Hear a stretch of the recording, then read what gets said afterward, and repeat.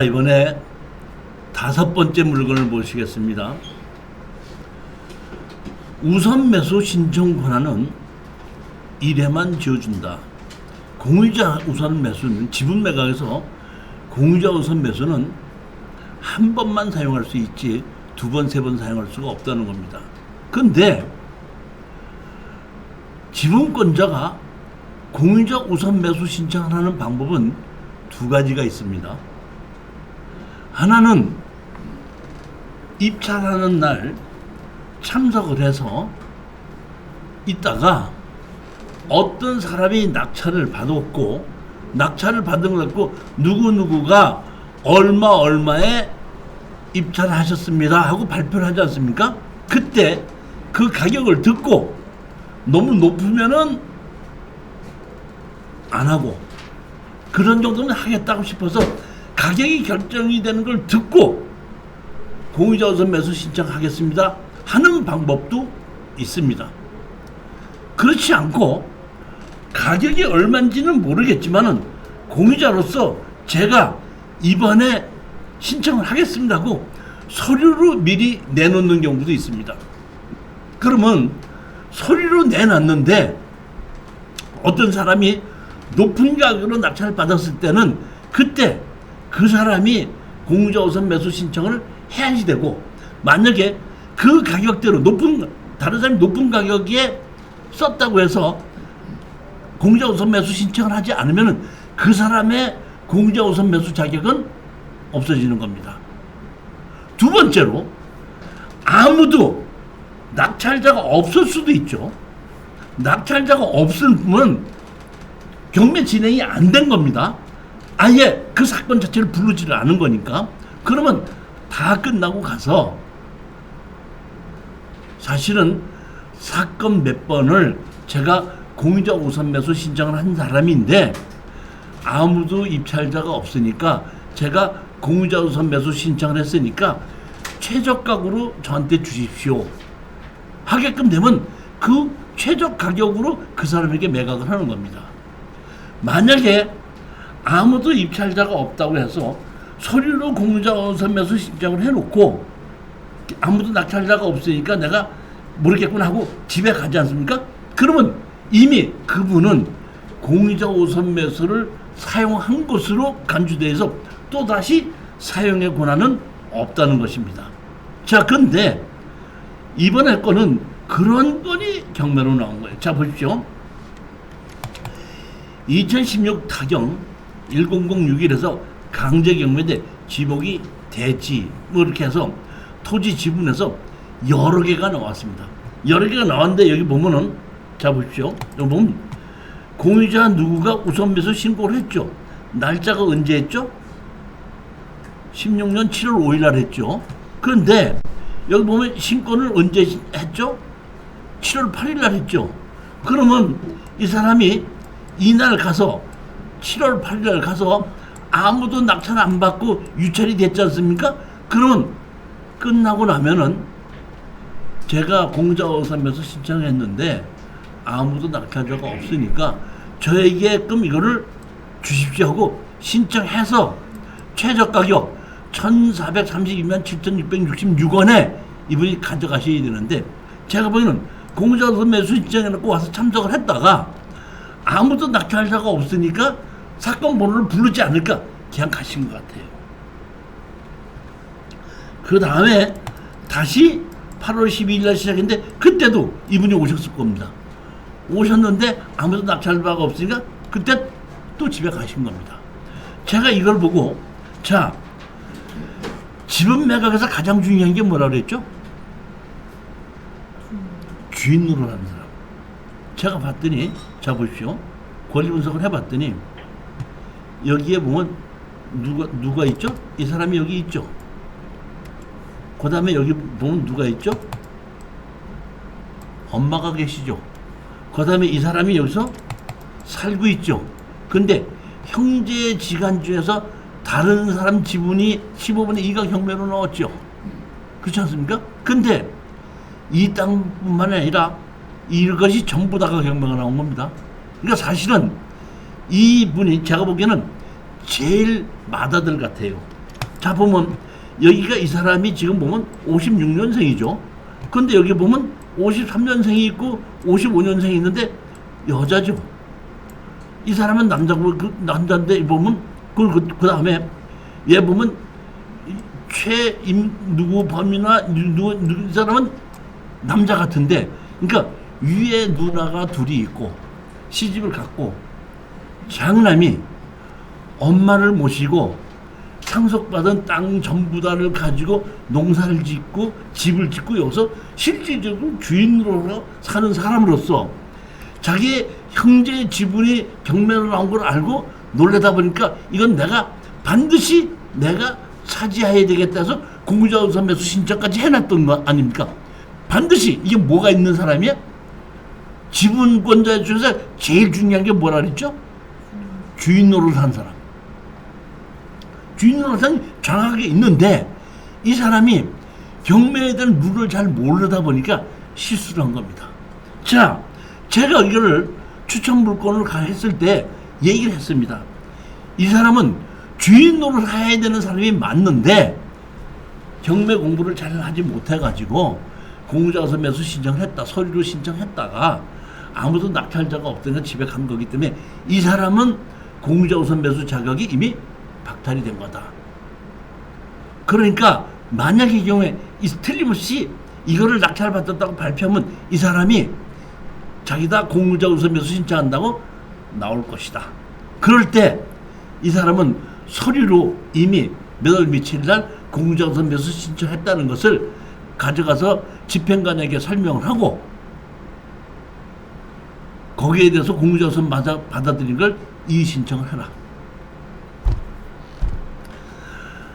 아니나 다를까 낙찰 받자마자 바로 공유자우선 매수 신고를 해서 나온 겁니다.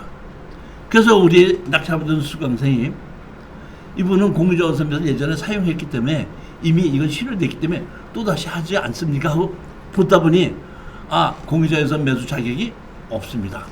해갖고 우리 수강생이 뭐였어요? 낙찰받은 겁니다.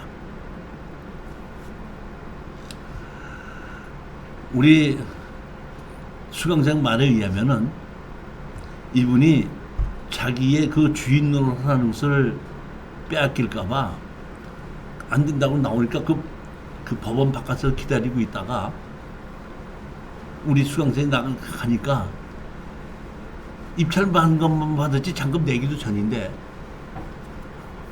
얼마면 파시겠습니까 하고 지금 다시 살 테니까 얘기를 해달라고 해갖고 그때부터 얼마에 사겠다고 얘기를 했다는 겁니다. 사실은 제가 보기에는 만약에 이 중에 그렇게 됐다 그러면은 나였으면은 그분하고 협상을 해서 내가 잔금을 안 낼 테니까 하고 다시 재경매 나왔을 때 당신이 입찰에 들어가든지 하십시오. 이렇게 아마 얘기를 이끌었을 거예요. 저 같았으면은.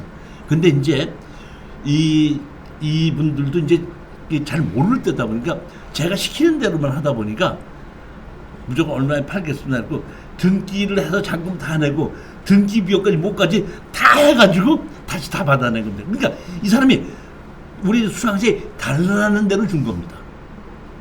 그러니까 이때는 코로나 때 전이 돼서 이렇게 유튜브로 강의를 하지 않을 때, 그 다음에 제 수강생님들께서 저한테 듣고 제가 물건을 추천하고 가르쳐 준 대로만 하다 보니까 그런 경험이 없다 보니까. 그런데 만약의 경우에 지금처럼 이렇게 여러 가지 얘기를 들었었으면 하면은 원래는 잔금 안 되고 미납해서 재경매 나오게끔 만들고 재경매 나오게끔 되고 아무도 안 들어왔을 때 그때 가서 자기 혼자 다시 입찰에 들어가게끔 되면 더 작은 가격으로도 이 사람이 가져갈 수 있는 기회가 있었다는 거죠.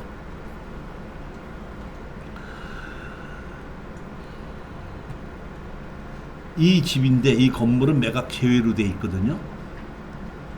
자, 20페이지 보시겠습니다.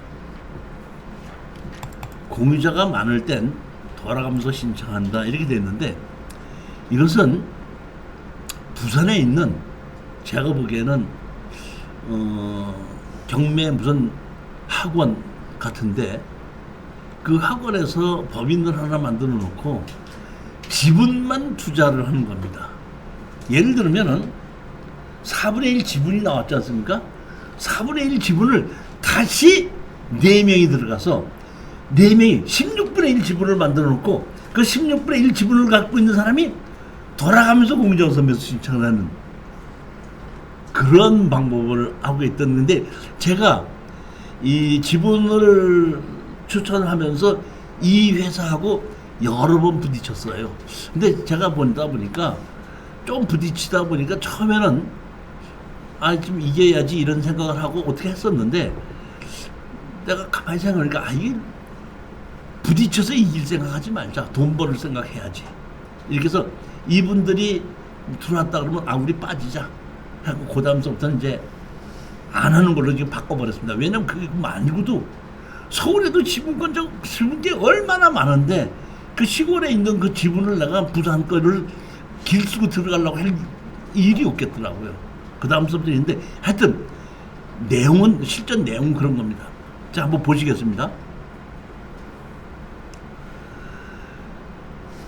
거제시 능포동 311입니다. 이건 언제죠?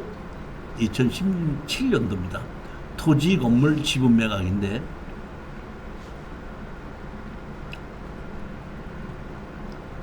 여기 보면 3,700이 2,900, 2,300, 1,900, 1,500까지 떨어져 갖고 2,200에 낙찰 받았죠. 허가한데 미납했죠. 그 다음에 다시 재나가해서 또 다시 2,400에 납부했죠. 허가 납부 완료한 겁니다. 자, 제일 먼저 보시면 여기 보십시오. 8월 18일 날 공루가 신청했죠. 17년 4월 18일이죠. 그러니까 17년 4월 18일이면 한 번 2차 들어까지 떨어뜨려 놓고 1차, 2차에서는 지분권자가 안 들어오니까 3차에서부터는 공유자우선 매수 신청에서 들어온 겁니다. 들어왔죠? 근데 3차에서 신청을 해놓고 이분이 아무도 낙찰을 받지 않았죠. 그러다 보니까 이 맨 처음에 있던 이 공유자, 공루라는 공유자는 이제 자격이 없어진 겁니다. 그러니까 그 다음번에 6월 8일 날 할 거를 보면 5월 19일 날 또 공유자우선 매수 신청했죠. 저거를 먼저 제출할 수 있어요. 뭐를? 매각기일 이전입니다. 그러니까 매각기일 전에 서면으로 먼저 신청하는 방법이 있고 매각기일 당일날 가서 서면으로 하지 않고 손 들고 누가 낙찰 받으면 손 들고 하는 방법도 있다는 겁니다. 그러면 서면으로 미리 얼마에 낙찰 내리는지 모르지만 서면으로 미리 공유자우선 매수 신청해 놓으면 낙찰을 받아봐야 공유자가 가져갈 거니까 하고 입찰을 안 들어올 수 있지 않습니까? 그렇기 때문에 만약에 낙찰을 안 받으면 최저가로 그 사람이 가져가야 된다는 뜻입니다. 근데 서류를 내놓고 그러니까 입찰 전에 미리 내놔야 되는 겁니다. 미리 내놓고 입찰을 했을 때 낙찰자가 없으면 자기가 그 최저가격으로 해야 된다고 하는데 하지 않으면은 그 사람은 자격은 이제 없어지는 거죠. 그러다 보니까 이 사람 보면 자격이 없어지고 또 없어지고 6월 14일 날이죠. 맨 마지막에 이제 보게끔 되면 여기 보면 주식회사 이룬이라고 했죠. 이 법인이에요. 보면 이룬이라는 법인인데 법인에서 또 신청한 겁니다. 우선 매수 신청 때 6월 14일 날 했죠. 6월 8일 날 했는데 언제 6월 14일 날 했더니 7월 13일 전에 한 거 아닙니까? 그러니까 요것 때문에 6월 14일 날 하다 보니까 먼저 가격으로 지금 질른 편이죠. 질렀는데 허가가 났는데 뭐 했어요? 미납을 했습니다. 미납을 하고 나니까 다시 5차 가격에 다시 또 시작이 됐죠. 다시 또 시작이 됐는데 제가 사실 이때 조금 그 뭐랄까 그 좀 내가 이 이론을 좀 이겨야 되겠다 싶은 생각에 이 장난하는 걸 많이 알고 내가 우리 수강생 보고 질러 그랬습니다. 질러가지고 우리가 2,400이다 보니까 3,700짜리가 2,400이다 보니까 3차 가격이죠. 3차 가격에 낙찰을 받아버린 겁니다. 낙찰을 받아놓고 이룬하고 협상을 했죠. 무슨 얘기인지 이해가 가셨다. 그러다 보니까 이룬도 조금 더 낙찰 받겠는데 협상이 빨리 됐을 텐데 우리가 3차 가격에 질러놓고 그 감정 가격보다 조금 낮게 하려다 보니까 협상이 잘 안 되더라고. 시간을 상당히 많이 끌었었어요. 그래서 내가 이 이후의 생각은 이거 말고도 지분 경매가 얼마나 많은데 쉽게 얘기해서 소가 풀을 뜯어먹으러 가는데 왜 다른 소가 있는 데로 가느냐 이거야. 없는 데 가서 들이 없으면은 그 소에서 맘먹는 데 같이 가서 가서 풀을 뜯어먹는데 저 소가 풀을 뜯어먹는 데 많고 새롭게 풀 뜯어먹을 수 있는 풀이 얼마나 많은 데가 많은데 왜 길 쓰고 거기 가서 다툴 필요가 뭐가 있냐 싶은 생각이 들어서 그 다음서부터는 이 회사에서 들어온 데든지 한 게 있으면은 안 하는 건데 이 사람들은 그러니까 반드시 지분으로 한 3차에 낙찰을 받아놓고 다시 또 기다렸다가 다른 경매가 나오면 그거를 가지고 다시 또 공유자 우선 매수 신청을 그런 사람들이더라고요. 그러니까 하나를 낙찰해서 다른 지분이 안 나오게끔 되면은 한 3, 4년도 기다리더라고요. 근데 물론 금액은 많은 금액이 아니다 보니까 그렇게 기다리는 것 같더라고요. 그래서 제가 지분을 갖고 이제 쭉 이렇게 지분권자가 누군가 보면은 이미 먼저 번에 이륜이라는 회사에서 가지고 있으면서 다른 사람 지분으로 경매가 나오는 곳이 지분 경매가 나오는 게 꽤 있었을 때 그쪽에서 이륜이라는 게 갖고 있다고 하면은 아예 제가 그 다음서부터는 배제를 해버리고 마는 거죠.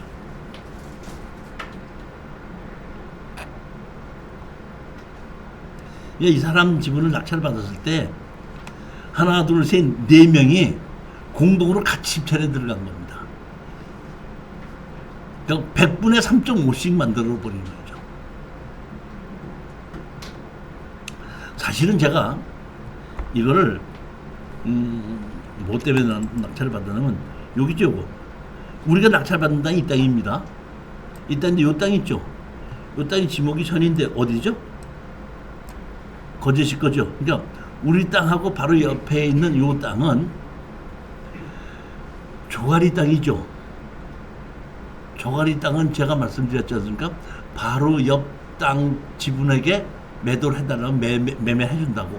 그러면 우리가 이 땅을 전부 다를 낙찰받아서 이걸 땅을 우리가 맞추게 버리면 이 대내변 옆에 붙어서 여기에 다세대를 지을 수가 있더라고요.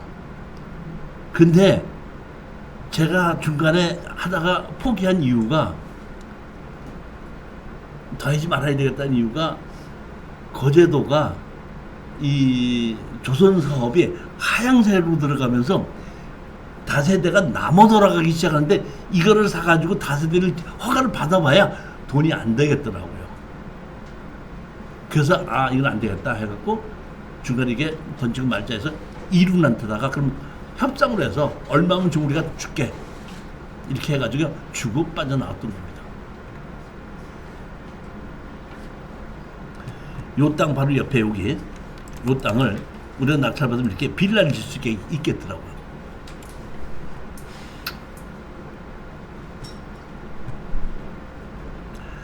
일곱 번째 사건을 보겠습니다. 제가 우선 매수를 몰랐던 공유자가 낙찰 후 미납 후 우선 매수 사용하다 이렇게 잡았는데 사실은 몰랐다기보다는 이 사람에게 이 당사자가 살고 있는 사람 지분이 경매로 나왔는데 강제 경매 금액이 너무 크기 때문에 이 사람이 그런 큰 금액은 해결할 능력이 없었던 건데 우리가 낙찰받은 겁니다. 사실 이거는 원칙적으로, 그러니까 제가 이 당시는 이런 것도 한번 투자를 해보자고 해서 추천했었는데 지금은 제가 이런 걸 추천 안 하는 물건 중에 하나예요. 왜냐하면은 당사자 지분이 경매로 나왔기 때문에. 왜냐하면 다른 사람 지분이 나왔고 주인 노릇을 한 사람이 사야 되는데 주인 노릇을 한 사람 지분이 경매로 나온 거예요.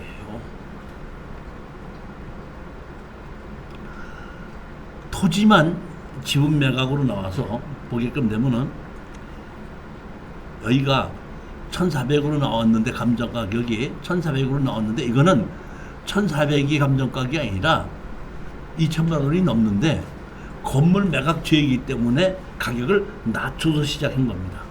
그래서 1,400이 되기 때문에 이게 사실은 보면 1,000만 원까지 떨어져 700만 원까지 떨어진 걸 우리가 920만 원에 낙찰받은 겁니다. 이제 우리가 미납을 했죠. 자, 여기 보시면 채무자가 점유하고 있죠. 강제 금액이 얼마죠? 6천만 원이죠. 근데 여기 감정 가격은 얼마죠? 1,400이죠. 그러니까 1,400하고 청구 금액 6,100하고는 엄청나게 큰 사건이기 때문에 이거는 취하시킬 일이 없는 겁니다. 여기 사는 사람, 이 사람이 여기 사는 사람이죠? 그 사람이. 근데 여기 뭐예요? TY 머니에서 강제로 상속을 시키고 경매를 집어넣은 거죠, 이 사람. 근데 여기 보면 누가 있죠, 여기? 조 누구가 있죠? 조 누구라는 사람이 모친이겠죠. 형제지간이고 이 사람이 주인 노릇하면서 살고 있는 사람이고. 그러니까 실질적으로 주인 노릇하는 사람인데 이거를 우리가 얼마에 낙찰을 받고 716만 원에 우리가 920만 원에 낙찰을 받고. 항상 제가 우리 수강생 보고 이제 얘기하는 것은 협상을 해야 되니까 낙찰 받으면은 거기 누가 살고 있고 어떤 마음을 가지고 있는지 한번 보고 와라, 물어보고 와라, 이렇게 얘기를 이제 하다 보니까 우리 수강생이 낙찰을 받아가지고 여기를 가서 만났더니 누구세요? 그러더래요. 어떻게 오셨습니까? 그길래 제가 여기에 땅을 지분으로 낙찰받은 사람입니다. 이렇게 얘기했다는 겁니다. 그러니까 이 사람은 아직 잔금 내기 전에 먼저 가라 그러거든요. 어떤 사람은 제가 여기 가면은 그래요? 당신 아직 잔금도 안 냈죠? 근데 왜 왔어요? 이렇게 소리 지르는 사람도 있대요. 근데 여기 있는 사람은 낙찰 받은 사람입니다. 왔더니 그러세요? 들어오세요. 그러더래요. 이 사람 살고 있는 지분을 낙찰 받았다고 얘기했더니 그러세요? 들어오세요. 그러더래. 그래서 거실에 들어갔대요. 그랬더니 자기가 여기서 살아야 되는데 돈은 없고 이렇게 해서 이렇게 경매로 강제 경매로 이렇게 나왔는데 내가 여기서 그대로 살 수 있는 방법이 어떻게 없습니까? 하고 물어보더래요.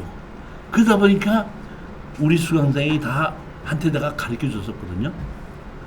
우리가 만약에 잔금을 안 내면은 재경매로 나온다. 재경매로 나올 때 그때 공유자우선 매수 신청해 놓고 아무도 입찰하는 사람이 없으면 최저 가격으로 가져오면 된다. 우리가 잔금을 안 낼 수도 있다. 안 내고 협상을 해서 어느 정도 보상을 준다 그러면 잔금 내지 말고 그 사람이 다 가져가게끔 해라. 이렇게 얘기를 했는데 그 사람이 어떻게 했으면 좋겠냐고 거꾸로 물어보더래요. 그러니까 난 또 경매를 받아서 물어보러 갔더니 차 한 잔 들어오세요 그리고 차 한 잔 주는 사람은 내가 보기에는 우리 수강생 낙찰 받은 이 사람이 처음인 것 같아요. 그러다 보니까 자세한 얘기를 한 거고. 그러면 방법은 이런 방법이 있습니다. 내가 입찰금으로 72만 원 정도를 냈고 나에게 위로금으로 얼마를 주신다 그러면은 제가 잔금을 안 내면은 할 수 없이 재경매로 진행이 됩니다. 재경매로 진행됐을 때에 그때 공유자 우선 매수 신청을 하고 공유자 우선 매수 신청으로 최저 가격으로 그냥 가져가시면은 됩니다.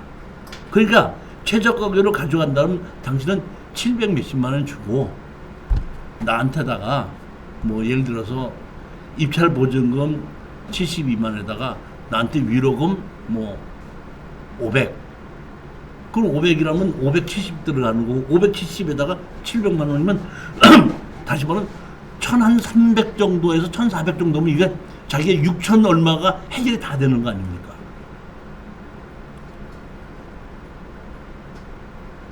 알겠습니다. 근데 그렇게 하는 방법을 잘 모르니까 가르쳐 주십시오. 해갖고 그러면 그러니까 나 볼 때 그럼 어떻게 하면 됩니까? 해서 그 나한테다 돈을 보내준다 그러면 그렇게 하겠습니다 했더니 다른 데서도 이렇게 하는 경우가 꽤 있습니다. 법무사를 통해서 그럼 법무사에서 약정서를 써갖고 보내지. 당신 입찰에 안 들어오고 어떻게 하겠다. 도장 찍어라. 이렇게 하면 도장 찍어주면은 돈이 들어오고 우리가 잔금을 안 내는데 여기는 그런 것도 모르고 말하는 거 그대로 믿고 그 자리에서 통장으로 돈을 입금시켜주더래. 그때부터는 그 사람이 돈을 받았으니까 이분이 낙찰받은 사람이 이 사람이 공유우선 매수 할 수 있는 걸 다 대신해서 만들어주고 같이 가서 신청도 하고 입찰하는 날 가서 들어가서 이렇게 아무도 없다 그러니까 내가 가르쳐준 대로 가서 이렇게 한 거니까 이렇게 해서 갖고 오십시오. 이런 것도 하고.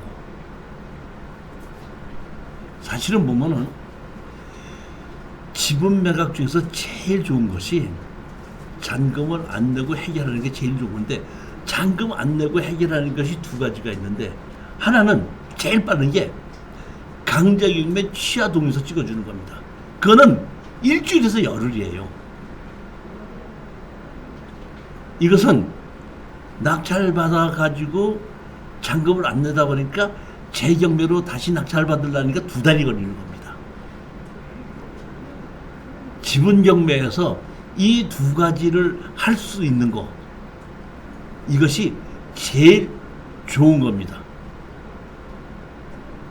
낙찰을 받아서 등기 이전 해놓고 넘겨주는 것보다는 등기 이전하기 전에 넘겨주는 것이 훨씬 더 좋다는 것입니다. 따라서 제가 우리 수강생들한테는 낙찰 받아서 일주일 있으면 허가나고 또 일주일 지나면 이 신청 기간이 지나지 않습니까? 2주만 지나가면은 가서 한번 만나보라고 얘기를 하는데 만나보려고 애쓸 것도 없고 없으면은 그냥 전화번호만 남겨놓고 오라고 그러거든요. 저는 그 제 차에다가 컴퓨터로 뽑아놨어요. 이 건물, 그러니까 번지수나 사건 번호는 안 쓰고 이 건물을 지분으로 낙찰받은 사람입니다. 연락을 주시기 바랍니다 하고 탭하고 붙여놓고 오면은 대부분이 연락이 오거든요. 연락이 오면은 연락 갖고 그럼 어떤 생각을 갖고 있습니까? 어떻게 했으면 좋겠습니까? 그래서 상대편이 협상할 마음이 있으면은 그대로 가서 협상을 하는 거고 상대편이 협상할 마음이 없으면은 소송을 집어넣고 소송을 집어넣으면 협상하자는 사람이 있고 소송을 집어넣고 나면은 법원에서 조정을 하는 사람이 있고 그 다음에 맨 마지막이가 조정도 싫고 협상도 싫고 네 하고 싶은 대로 해라. 나는 거기에 관심이 없다. 다 팔아서 나눠 갔다는데 무조건 동의한다. 이런 경우가 있는데 이렇게 어떤 식으로 협상했느냐에 따라서 한 열흘 만에 끝나는 게 있고 2개월 만에 끝나는 것이 있고 6개월이 걸릴 수도 있고 제일 마지막까지 다 팔아서 나누자까지 가면은 2년이라는 시간이 걸릴 수 있다는 겁니다.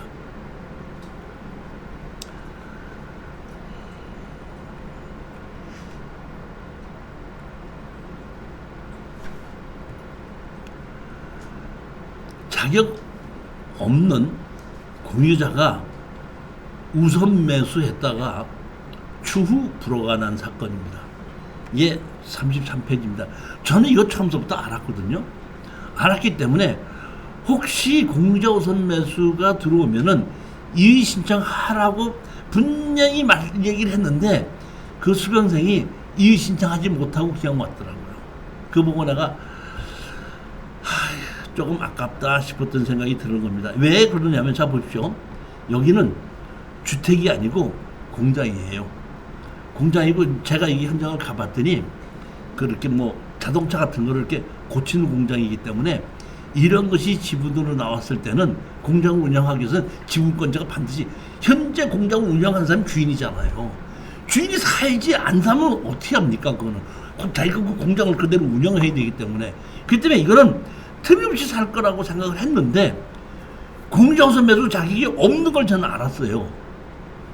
이게 참 내가 보니까 이게 사건을 보니까 참 기구하던 것 같더라고요. 아, 사람이 이렇게 해도 되는구나 싶은 생각이 드는데 자 보십시오.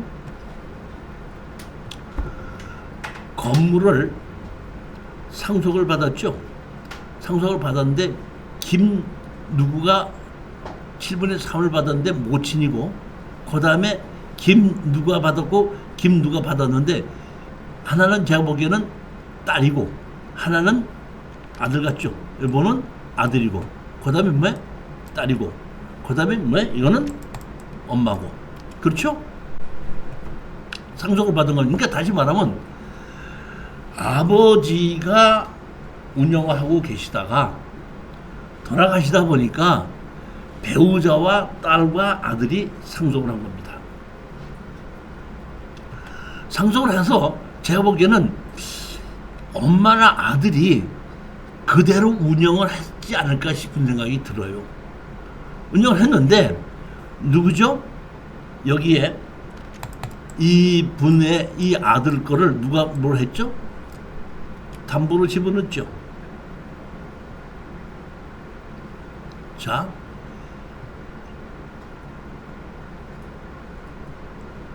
이번에는 담보로 집어넣는데 상속을 했는데 제가 보면 여기 보면 이렇게 상속을 받았다가 여기 보면은 채무자가 김범일에서 설정을 했죠. 설정을 했죠. 설정을 했는데 여기 보면은 엄마가 상속을 받았죠. 상속을 받았는데 그 상속을 받은 것이 그냥 상속을 받은 것이 아니라 앞에 그 아들의 설정한 걸 안고 상속을 받은 겁니다. 이 얘기는 무슨 얘기냐면 자 스토리가 이렇게 되는 겁니다. 원래 아버지가 계셔서 아버지가 공장을 운영하고 계셔갖고 그 공장을 아버지가 돌아가시니까 상속을 받은 겁니다. 누가 하고? 배우자와 아들하고 딸이. 어떻게 됐는지 모르지만은 그렇게 해놓고 얼마 있다가 아들이 또 돌아가신 거예요. 그러니까 아들이 돌아가시다 보니까 건물을 엄마가 상속을 받은 겁니다. 아들 지분을. 무슨 얘기인지 이해가세요? 그러면 자 보십시오. 엄마가 상속을 받았는데 아들 지분을 또 상속을 받았는데 그냥 상속을 받은 것이 아니라 아들 지분의 그 설정을 안고 상속을 받은 거죠. 그러면 자 보십시오. 엄마는 아들이 자기가 상속을 이제 아들이 자기가 상속해서 상속한 것만 또 자기가 돈이 필요했는지 또 설정을 해서 돈을 빌렸다 이런 얘기예요. 아들이. 근데 그 아들이 또 돌아가셨지 않습니까? 돌아가셨으면 상속을 받았으면 엄마가 상속을 받았으면 엄마는 아들의 빚을 안고 상속을 받은 거죠. 그러니까 엄마는 7분의 3은 공유자고 7분의 2는 채무자입니다. 무슨 얘기인지 이해가 가셨죠? 그렇기 때문에 채무자이면서 공유자이기 때문에 이렇게 채무자 입장에서 보면은 공유자 우선 매수 자격이 없는 건데 왜? 그 사람 지분이 경매로 나왔기 때문에 그 사람 지분도 상속을 받았으니까. 그러니까 자기가 공유자지만 채무자도 되는 거거든요. 그렇기 때문에 이거는 공유자 우선 매수 자격이 없기 때문에 내가 분명히 이건 공장이기 때문에 틀림없이 이 공유자 우선 매수 들어올 거다. 들어오게끔 됐을 때에 이 딸은 다른 데 가서 시집가서 살고 있으니까 엄마가 공유자 우선 매수 들어올 텐데 엄마는 채무자이기도 하기 때문에 공유자 우선 매수 받아주면 안 된다는 걸 이의 신청해라 하고 했는데, 제가 보기에는 그분이 그거를 제가 그렇게 설명을 나는 분명히 했는데 그분이 잘 이해를 못했던 것 같아요. 입찰하러 가신 분이. 그렇게 해가지고 낙찰을 받아서 우리 낙찰을 받았는데 우리가 1억 2,620만 원 낙찰을 받았거든요. 낙찰을 받았는데 이 사람이 공유자 우선 매수 신청을 한 겁니다. 그래갖고 공유자가 김누구가 이 가격에 가져갔어요. 이 가격에 가져갔는데 하다 보니까 매각 하려고 하다 보니까 공유자이면서 채무자다 보니까 불허가가 난 겁니다. 불허가가 나서 다시 재경매가 나오고, 재경매가 나오다 보니까 다시 또 경매로 낙찰을 받아가는 겁니다. 내용은 그렇게 된 겁니다. 이해 가셨습니까?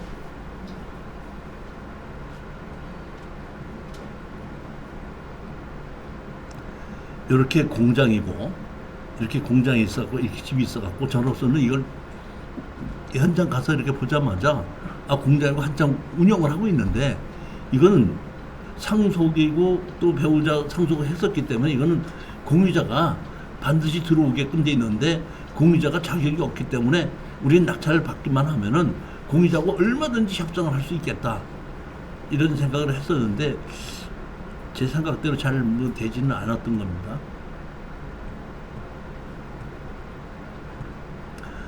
아홉 번째 물건을 보시겠습니다.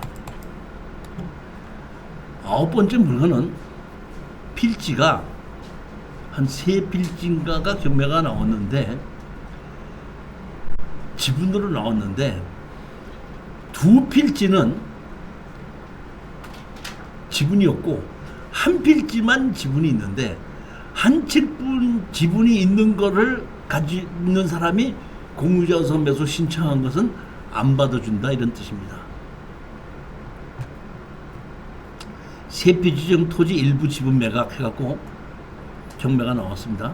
보면은, 자, 이거 보시게끔 되면 이렇게 여러 명이 갖고 있는데, 여러 명이 갖고 있는 거 9분의 1이 경매로 나온 거 아니에요? 근데 내용을 보면 이런 내용이에요. 보면 여기 그 한 필지가, 여기 한 필지가 제가 보기에는 이 사람이 집이 이렇게 넘어간 것 같아요. 다른 사람 집이다 넘어간 거, 여긴가 봐? 집이 넘어간 것 같아요. 넘어가다 보니까 그 넘어간 사람에게 너 우리 필지 좀 사라 해갖고 필지만큼을 사서 갖고 있었던 것 같아. 넘어간 거를. 근데 이 사람이 9분의 1 지분이 경매가 나오니까 자기가 살고 있는 집이 문제가 될까봐 그 사람이 공유자 우선 매수 신청을 한 겁니다. 근데 여기 보면 공유자 김광누구라고 얘기했죠. 근데 여기 필지에 보면 김광누구는 없죠. 없지 않습니까? 없으니까 이 사람은 3필지 중에서 2필지는 지분이 있고 한 필지는 지분이 없기 때문에 이 사람 자체는 공유자 우선 매수 자격이 없기 때문에 공유자 우선 매수 신고서는 제출을 했지만은 받아주지는 않는다는 얘기입니다. 근데 사실은 원래 제가 보면 이 사람이 서면으로 제출했지 않습니까? 그럼 서면으로 했을 때에 그 법원에서 공유자 우선 매수한 것이 그 당신은 자격이 없습니다. 그걸 가르쳐 줘야 되는데 무조건 받아는 줘요. 받아는 주고 판사님이 받아서 오케이 하면 되는 거고 안 하면 안 되기 때문에 이 집행관들은 당신이 자격이 있습니까? 안 받아줍니다. 받아줍니다. 그런 것이 없어요. 예를 들어서 유치권 신고 있지 않습니까? 우리 한번 임사님들 가서 한번 해봐요. 강사님들 한번 가봐요. 어떤 법원에 가서 사건이 이렇게 있는데 제가 유치권 신고하러 왔으면 네, 신고하세요. 받아줘요. 상점 보지도 않고 뭐 했는지 물어보지도 않고 유치권 신고 받아준다니. 그러니까 받아주는 거고 판사님이 그걸 인정하느냐 안 하느냐는 건 판사님이 할 몫이고 집행관은 신청하면 무조건 받아준다 이런 뜻입니다. 그러니까 여기에 공유적 우선 매수 자격이 없어서 신청하면 받아줘요. 받아주고 나중에 판결을 이거는 자격이 없기 때문에 안 됩니다 하고 안 된다고 판결을 그때 판결에 의해서 거부된다 이런 얘기입니다.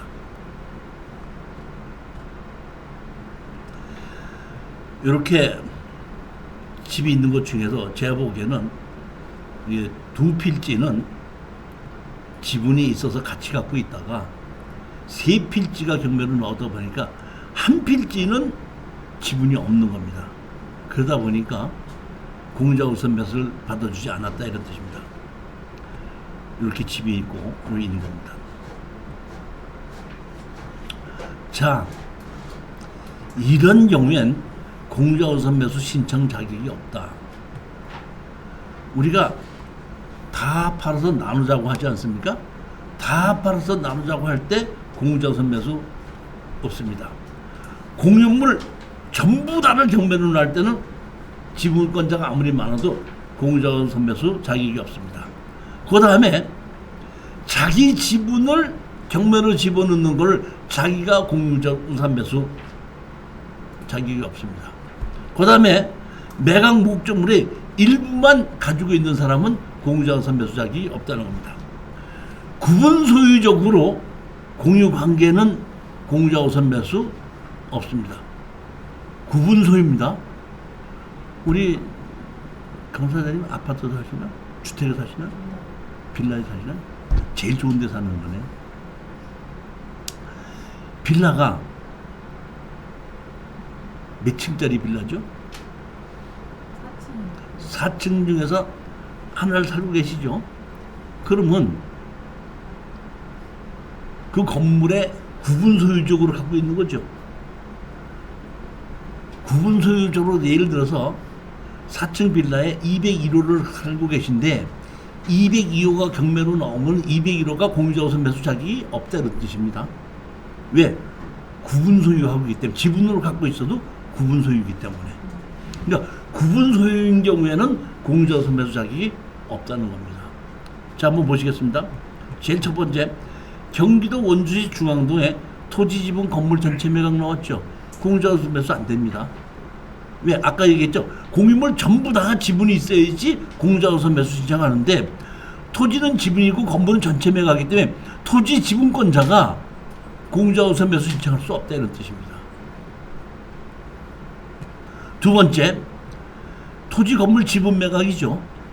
지분 매각인데 여기 보시게 되면 이 땅이 한 분짜리 크게 이렇게 돼 있죠. 크게 됐는데 집이 몇 채가 있지? 6채가 있죠. 구분 소유적 건물이거든요. 구분 소유적 건물이기 때문에 이거는 이 사람들은 공유자 우선 매수 자격이 없습니다. 이 사람들은 없는데 이 사람 중에서 상속을 받은 사람은 공유자 우선 매수 자격이 있습니다. 즉 다시 말하면 여기 보면 땅은 이렇게 여러 명이 갖고 있죠. 여러 명이 갖고 있는 게 이게 뭐야? 이 6채가 있다 보니까 땅은 이렇게 여러 명이 갖고 있는데 여기 보면 건물은 이 사람이 갖고 있죠.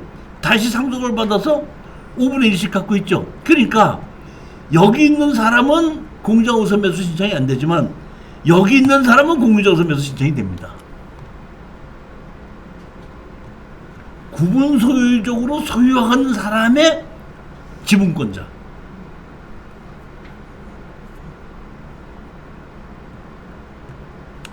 이것도 토지는 지분이고 건물은 전체 매각이죠. 공유자 우선 매수 자격이 없습니다. 이거 보면 이것도 사실 보면 잠깐 말씀드리자면은 조금 좀 이렇게 이 토지는 지분이고 건물 전체로 매각을 한 것은 원래는 투자자의 입장에서 보면 그렇게 썩 좋은 건 아니에요. 뭐냐면은 우리는 지분은 누구한테 판다 그랬죠? 주인 노릇을 한다는데 팔고 나와야 된다 그랬죠? 그러면 건물을 갖고 있고 땅을 지분으로 갖고 있는 사람이 사실은 주인 노릇을 한 사람이에요. 근데 건물 전체로 나왔고 토지가 지분으로 나왔다는 얘기는 주인 노릇을 한 사람 것이 경매로 나왔다는 뜻입니다. 여기 보면 이거하고 다음 간으로 두 개가 있는데 두 개가 똑같이 건물은 전체고 토지 지분인데 낙찰을 받아놓고 가봤더니 상속받은 아들이 실질적으로 주인 노릇을 하고 있다가 그분이 돌아가시다 보니까 건물은 전체 토지 지분으로 나왔던 겁니다. 여기 보면 내용은 이런 겁니다. 보면 김누구가 있고 서누구가 있죠. 전부 다 윤누구죠. 그러니까 땅 얘기입니다. 땅이다 보니까 이렇게 있다 보니까 전부 다 윤누구 누구 이렇게 돼 있죠. 이 얘기는 뭐냐면 김누구가 윤누구하고 보면 이 사람은 돌아가신 분의 배우자의 자식인 겁니다. 그러니까 75분의 6하고 75분의 4, 75분의 10을 주인 노릇을 갖고 있고 건물을 전부 다를 갖고 있고 사용하고 있다가 이분이 돌아가시다 보니까 이분의 배우자와 아들이 상속을 받은 겁니다. 사실 이게 두 꼴이 다 마음이 아픈데 낙찰 받아놓고 잔금 내기 전에 먼저 갔죠. 항상 만나러 그러니까 지분이가 만나러 갔더니 한 남자가 고등학생쯤 되는 남자가 어떻게 오셨어요? 이러더라고. 그래서 내가 이 집을 낙찰 받았는데 누구 어른 계시냐 그랬더니 잠깐만 기다리세요 그랬더니 모친이 나오더라고요. 내가 보면 40대 초반 정도밖에 안 된 젊은 여자인데 어떻게 왔냐 그래 이 땅하고 건물을 낙찰 받았다 그랬더니 물론 그분이 없어서 그러겠지만은 가만히 있더니 저한테다가 건물은 전체를 낙찰 받았지만 땅은 지분으로 받으셨죠? 예, 그랬더니 아휴 제가 저 마당에다가 컨테이너 갖다 놓고 이사 갈 테니까 당신 땅은 지분으로 받았으니까 거기 가지고는 얘기하지 마세요. 예, 알았습니다.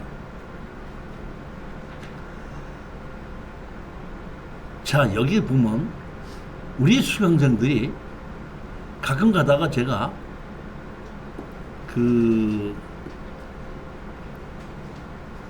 거기에 거주하는 사람들하고 만나보고 얘기를 해보고 오라고 얘기하면은 상대편 얘기를 그대로 전하고 이렇게 나오는데 어떻게 하면 좋습니까? 하고 나한테 물어보는 사람 보고 내가 나는 조금 나이가 있다 보니까 내가 생각하는 거고 조금 젊으신 생각하는 거고 다르구나 하는 걸 느끼는 게 아셔야 됩니다.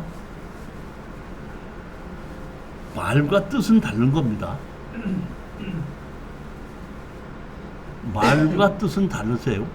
그러니까 상대편이 말하는 거를 듣는 것이 아니라 말하는 걸 보고 상대편이 어떤 뜻이다 하는 것을 알아채야지 그거를 다 알아채고 나서 행동을 하려고 할 때쯤 되면 나이가 먹어 있어. 그러니까 젊었을 때부터 그걸 알아야 돼요. 뭐는 다르다? 말과 뜻은 다르다. 그러니까 말과 뜻이 다르다는 것은 제가 여러분들에게 대표적으로 말과 뜻이 다른 것을 예를 들어서 설명을 드릴게요. 월급날 지금은 이제 통장으로 다 주지만 옛날에는 월급 봉투 줬죠. 월급 봉투를 가지고 오는 날 부인이 기다리지 안 기다려. 근데 밤새도록 술 먹고 새벽에 들어와. 그럼 화가 나 안 나? 월급 봉투 달라 그랬더니 다 술 먹었대. 그러면 부인이 뭐라 그래? 야, 뭐 하려고 들어오니? 나가서 죽지. 그러거든요. 죽으라는 얘기야? 그 월급 받고 술 먹지 말라는 얘기야. 말과 뜻이 다른 겁니다. 죽으라는 얘기예요? 그러지 마. 술 먹고 월급 받아서 술 먹고 다니지 말라는 거야. 즉, 내 얘기는 말과 뜻이 다르다는 얘기를 우리가 살면서 알아야 된다는 얘기인데, 여기서 이 여자분이 뭐라고 얘기했다고요? 당신 건물은 다 낙찰받았지만 땅은 지분으로 낙찰받았죠. 내가 마당에다가 컨테이너 옮겨놓고 그리로 이사 갈 테니까 마당에다가 컨테이너 갖다 놓는 걸 가지고 말씀하지 마세요. 그러면 마당에다 컨테이너 놓고 이사 가겠다는 뜻이야? 갈 데가 없다는 뜻이야?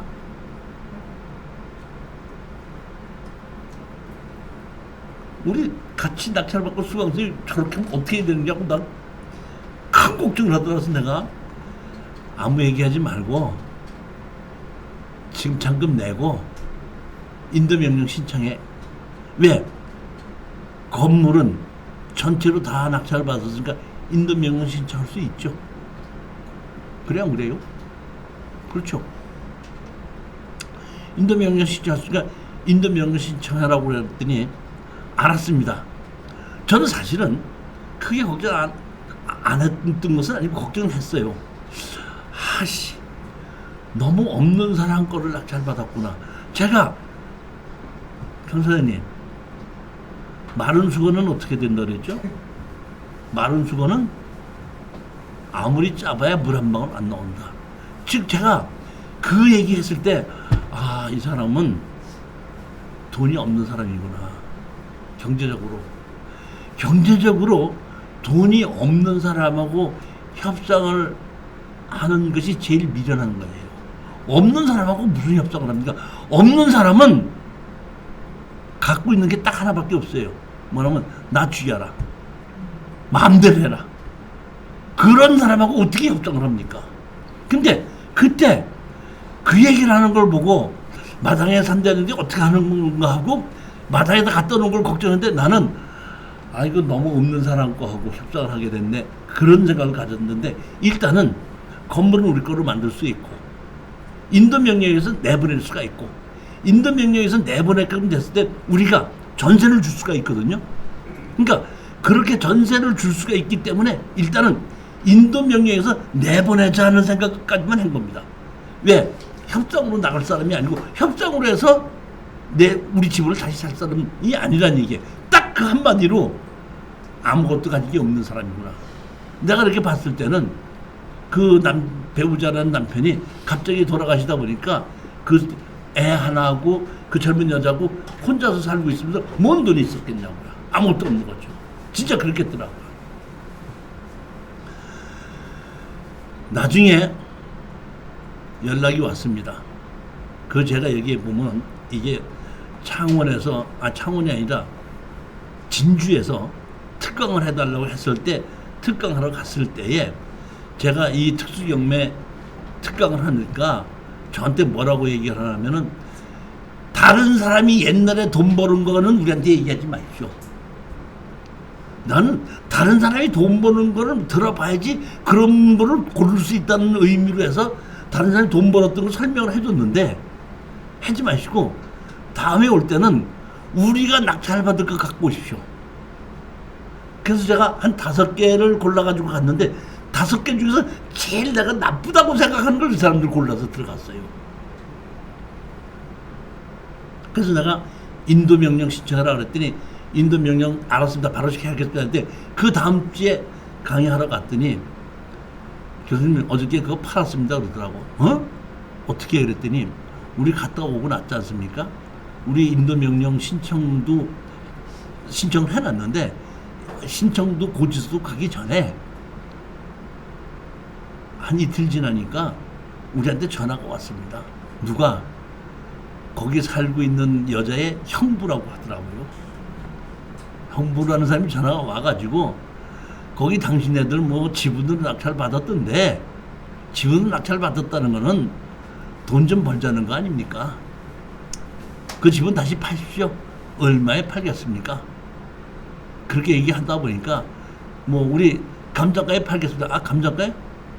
조금 깎아주면 안 됩니까? 그러면 조금 뭐 저 다운역서 얼마 써주신다면 해서 그래요?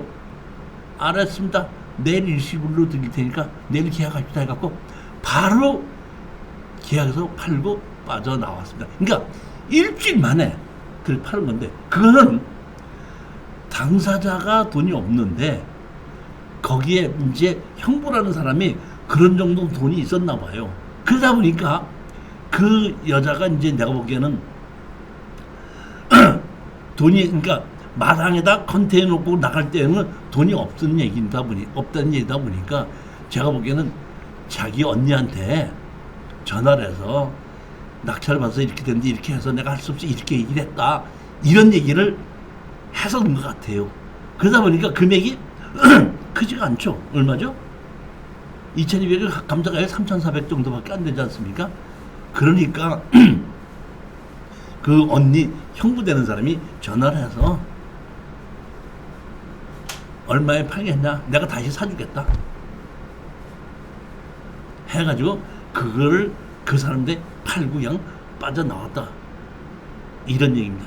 이 사실은 지금의 제가 여러 경험을 해보고 난 지금에는 봤을 때에 그러니까 이런 물건은 협상은 안 되는 물건입니다.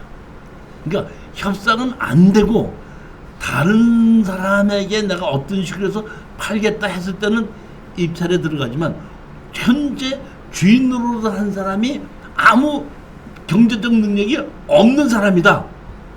협상으로 팔 수 없다는 뜻입니다. 지금 같았으면 저는 이런 물건을 추천 안 할 건데 이게 언제죠? 2015년도죠. 2015년이니까 지금 썼던 몇 년 전이죠? 9년 전이죠. 자, 제가 다시 한번 이 얘기 한번 하고 넘어가겠습니다. 제가 이제 우리 수강생들한테다가 뭐 이렇게 하다가 해서 이런 특수 경매가 있다는 거를 좀 광고를 좀 해주고 아는 사람 좀 해달라고 했더니 우리 수강생 한 분이 그러더라고. 자기가 아는 사람한테다 이렇게 얘기해가지고 이제 다른 경매 학원 가서 아는 사람 만나갖고 그 사람한테 얘기했더니 이종씨 나 알지? 내가 옛날에 한 7, 8년 전에 그 사람 강의 들었어. 근데 뭘 또 거길 가? 7년 전에 이종실이 실력하고 오늘의 이종실 실력이 같습니까? 제가 7년 동안에 몇백 개를 낙찰을 받아서 해결해 봤거든요. 그런 생각이 안 들어요? 즉 이 얘기는 뭐냐면 2015년도에는 내가 이런 것도 골랐었는데 해보다 보니까 이거는 팔고 빠져나오기가 위험하더라. 이때 운이 좋았던 거예요. 그 형부라는 사람이 돈이 있었기 때문에 운이 좋았기 때문에 바로 팔고 나온 것이지, 만약에 형부라는 사람이 도와주는 것이 없었다면은 이 사람들 명도소송에 내보내야죠. 우리가 세입자 다시 구입해서 지분해야죠. 그러면서 토지 다 팔아서 나누자고 해야 되죠. 그래가지고 토지를 다시 우리 거로 만들어가지고 건물까지 다 만들어 제3자한테 팔리려고 했으면 2년, 2, 3년 걸리면서 시골에 이 땅 마진이 뭐 서울의 땅 같으면 가격이 올라가고 뭐 여러 가지 있겠지만 시골에 이런 땅은 그렇게 거래가 안 될 수도 있었다는 것입니다. 즉 지금 생각해 보면은 상당히 좀 위험했었던 그런 물건인데 운이 좋아서 빨리 해결이 됐다. 이런 얘기입니다. 저도 지금도 경험이 있다 보니까 많이 안다고 싶은 생각을 해서 추천을 해서 낙찰을 받았는데 낙찰을 받다 보니까 또 경험해지 못한 일이 일어나는 수가 지금도 있더라고요. 그렇지만 지금은 여러 가지 경험을 얻었기 때문에 생각하지 못한 일이 일어났어도 좀 예전보다는 쉽게 해결이 되기도 합니다. 아직 그 지분에 이렇게 된 것이 몇 개가 남았는데, 실전 사례가 남았는데, 다음 주에 다시 그 남은 거를 그 몇 개 설명을 드리고, 그 다음에 이제 다시 건물은 매각 제외 토지만 매각을 가지고 또 실전 사례를 가지고 설명을 드리도록 하겠습니다. 자, 안녕들 들어가십시오. 감사합니다.